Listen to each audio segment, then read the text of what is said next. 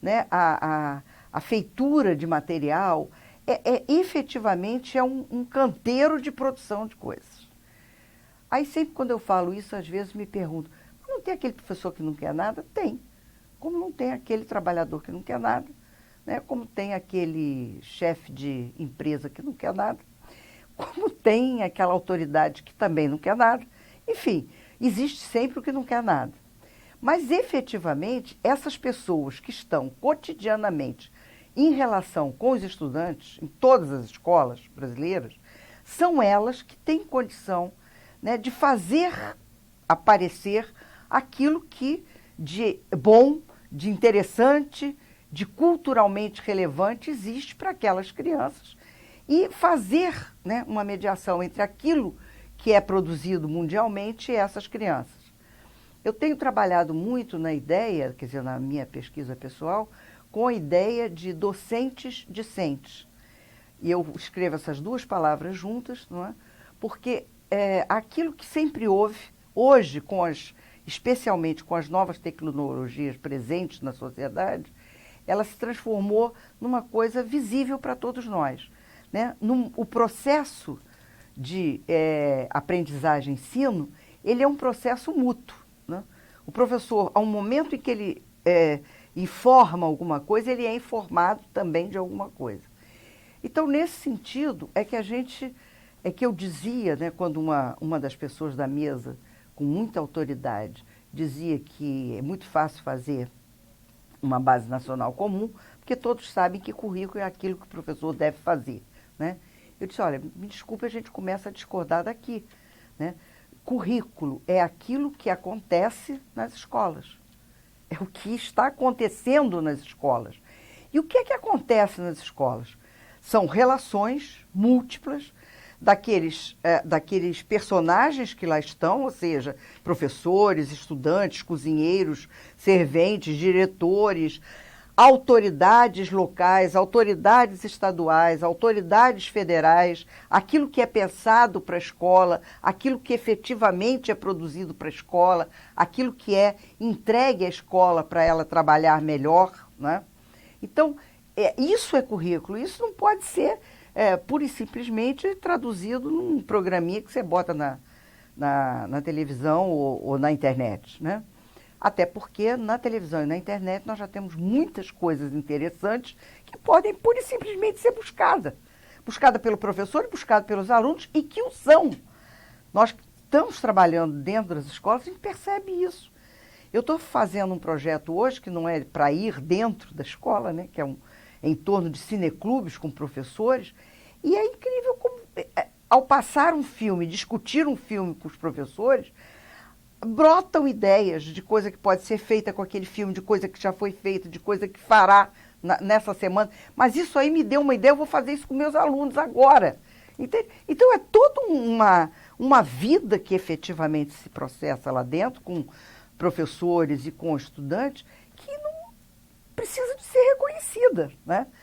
E uma das questões que eu denunciei lá é assim, para que essas pessoas, tanto os estudantes quanto os professores, possam participar, é preciso que eles se encontrem.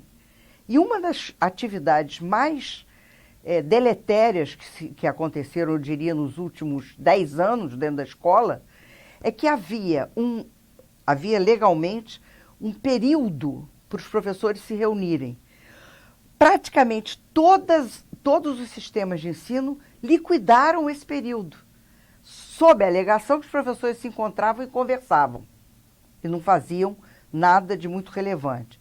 Agora, você veja que na minha pesquisa eu trabalho, a minha metodologia principal chama-se conversa. Não é? Porque é isso que acontece nas escolas. É através de conversas que a gente troca, que a gente faz surgir novos acontecimentos, que diz, olha, isso foi muito bem sucedido, mas esse menino eu consegui no ano passado trabalhar com ele assim, tenta isso. Né? Então tem que ter conversas dentro da escola e tem que ter tempo para ter isso. Então, antes de programar qualquer participação de professor, é preciso que os sistemas entendam que é preciso recuperar esse tempo livre do professor para conversar. Ok. Então, assim, nessa perspectiva aí que a senhora está falando, das conversas, dessa interação, dessa vida dentro da escola. Aí a gente quer saber qual a importância de se pensar em redes de aprendizagens para os processos formativos desses mesmos professores, nesses cotidianos dos que o professor Roberto Cindini chamaria de atos de currículo. Bem, eu trabalho já há muito tempo, né? Meu primeiro artigo sobre isso, a minha primeira fala foi de 82, né? Eu não chamava de redes naquele momento, porque esse conceito ainda não tinha... eu não tinha atingido esse conceito ainda, né, no meu percurso de estudo. Eu começo a trabalhar com redes por volta de meados dos anos 80, mais próximo a 90, né? Mas o que acontece? O professor, como todo ser humano, ele é formado em relações que não são única e exclusivamente para a sua formação como profissional da educação dentro do curso de formação. Porque ele pertence a múltiplas redes educativas, né? Ele pertence a um sindicato, ele pertence a um partido político, ele pertence a uma igreja, ele pertence a uma religião, ele pertence a um interesse específico, por exemplo, como uma rádio, uma televisão. Ele é atingido, né, pelo aquilo que aparece nas televisões, que aparece nas rádios, que aparece na internet. Portanto, o professor ele não é formado único e exclusivamente no curso acadêmico que ele faz. Ele é formado em todas essas redes. E aí, a pergunta que eu venho fazendo e tentando responder, aí já desde 92, que é quando a gente teve a experiência do curso de pedagogia em Angra dos Reis, não é? Com a prefeitura lá de Angra dos Reis, é compreender que num curso, né, para que essas múltiplas formações existam de forma pensada, de forma criativa, de forma organizada e possibilitada, né, aquele que está se formando, o curso de formação precisa ser o lugar onde essas redes se encontram, onde exista. Como é que se faz trabalhos com a internet? O que se tem como conhecimento e significações na internet, né? Como é que se pode falar mentiras, né? Como hoje em dia se faz nos jornais da Globo, da Globo News, né? Como é que se inventam coisas assim? E por que se inventa e como é que se inventa? Ou seja, todas essas redes às quais nós todos estamos submetidos, o professor precisa saber na sua formação como é que ele vai trabalhar isso com os estudantes com os quais ele vai se relacionar. Isso ele só pode aprender se ele fizer isso. Isso não é uma coisa que eu chego para ele e digo, olha, isso se faz assim, passo 1, passo 2, passo... Não, eu preciso trabalhar com ele essas situações para que ele possa chegar nos seus grupos e fazer isso, né? Uma interrogação hoje que eu faço, uma das primeiras interrogações que eu faço para o grupo, qualquer grupo que eu trabalhe, é assim, como é que vocês podem hoje se formar professores se vocês, por exemplo, não conhecem nenhuma plataforma de troca, né? Então, por exemplo, todas as disciplinas, eu boto essas disciplinas entre aspas, né? Porque eu tenho uma crítica a esse termo no que se refere aos cursos de formação de professores, eu prefiro o termo componente curricular, né?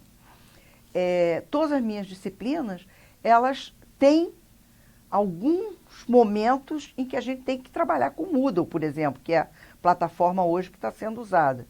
Nós temos momentos em que a gente vai discutir filmes. Nós temos momentos em que a gente organiza de alguma forma, embora precariamente, vídeos, não é? Trabalha com eles e mostra o que é que foi feito e como foi feito.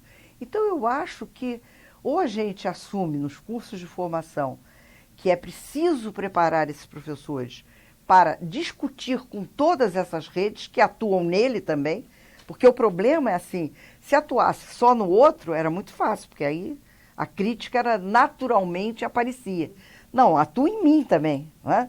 Eu estou submetida permanentemente a todas essas redes. E como é que isso pode aparecer dentro de um curso em que você respeitando aquele sistema, você seja capaz também, né, de trazer crítica sobre aqueles sistemas existentes.